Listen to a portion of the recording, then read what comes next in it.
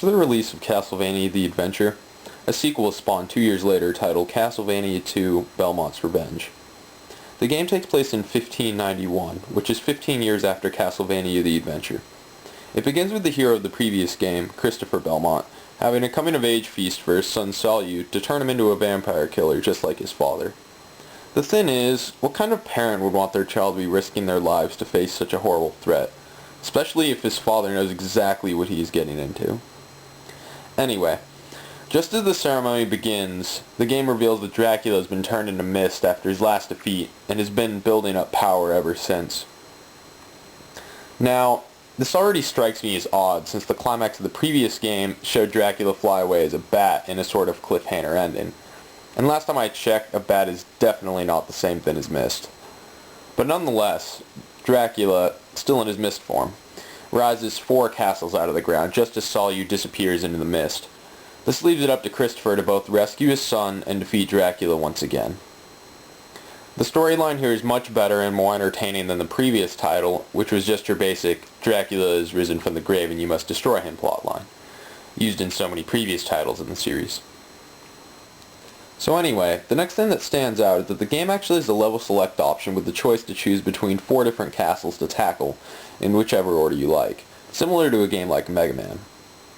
This is a nice feature to the game which I certainly liked.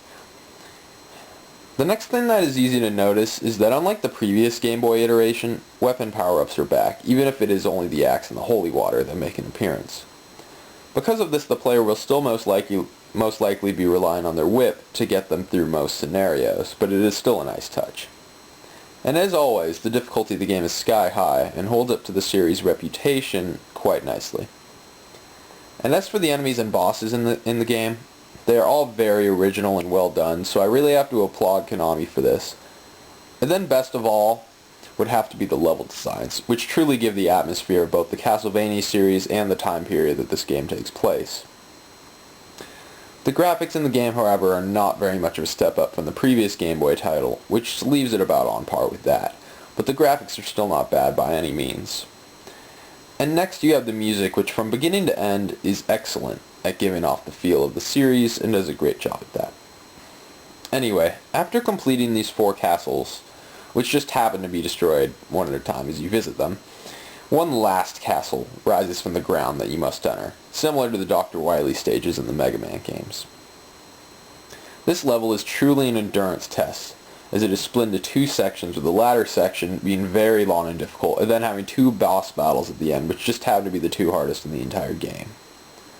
The first of these boss battles is none other than Solute, Christopher's own son, who has been turned into a demon by Dracula, which basically means that he's been possessed. This plot twist of having to face your own son is very well done, and unexpected versus the typical rescue plot of games from this era. Now this demon Solute is a very difficult opponent, who will shoot out throwing knives and use his whip constantly, but after he goes down he will come out of his demon form and return to normal, and then the player must face Dracula, who is harder than ever.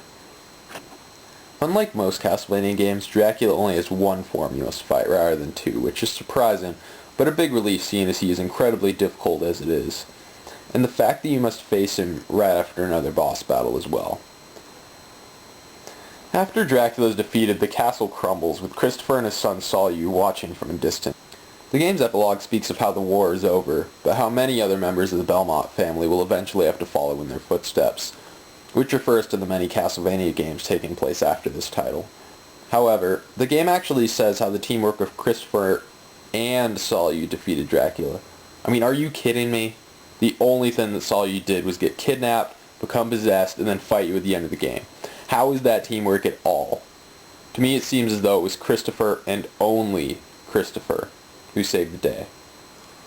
But nonetheless, with the exception of that glaring annoyance, the ending is decent along with the rest of the stellar plot for a Game Boy title. And overall I give this game a 3.5 out of 4, and must say that this game is even better than the previous title for the system, and that I would highly recommend it to fans of the series. But do not ever get your hopes up when it comes to actually finishing the game, because it can be a beast.